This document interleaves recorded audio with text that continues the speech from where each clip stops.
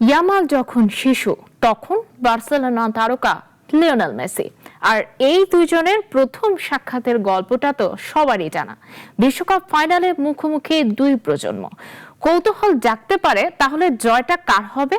এই প্রশ্নের উত্তর পাওয়া যাবে শেষ মাসের পর।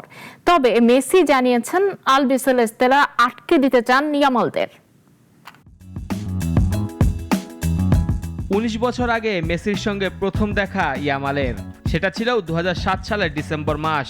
বার্সেলোনা ফাউন্ডেশন এবং কাতালান দৈনিক ডিয়ারো স্পোর্টের একটি দাতব্য ক্যালেন্ডার তৈরির অংশ হিসেবে ইয়ামালের সঙ্গে ছবি তোলেন তখনকার বার্সেলোনা তারকা মেসি। মেসির সঙ্গে ইয়ামালের সাক্ষাতের এই ছবি ঘুরে ফিরে বারংবার আলোচনায় এসেছে। এবার বিশ্বকাপ ফাইনালের আগে আবারও চর্চায় সেটি জানিয়ে আবার এক ফ্যান ইভেন্টে কথা বলেছেন খোদ মেসি নিজেই। সে যখন ছোট শিশু তখন আমি তার সঙ্গে একটা ছবি তুলেছি, আর এখন বিশ্বকাপের ফাইনালে মুখোমুখি হওয়াটা অবিশ্বাস্য। সে এখন বিশ্বের অন্যতম সেরা খেলোয়াড়। আমি তার সাফল্য কামনা করি, কারণ ওর ভালো হওয়া মানে বার্সেলোনারও ভালো হওয়া। ইয়ামালের প্রতিভার প্রশংসা করেছেন মেসি, একই সঙ্গে দিয়েছেন স্পেনকে ঠেকিয়ে দেবার বার্তাও। লামিনে অসাধারণ খেলোয়াড়। মাত্র ১৯ বছর বয়সেই ও বিশ্ব ফুটবলের অন্যতম এক তারকা। পুরো ক্যারিয়ারই তো সামনে পড়ে আছে। ওর সামনে এখন ইতিহাস গড়ার দারুণ সুযোগ।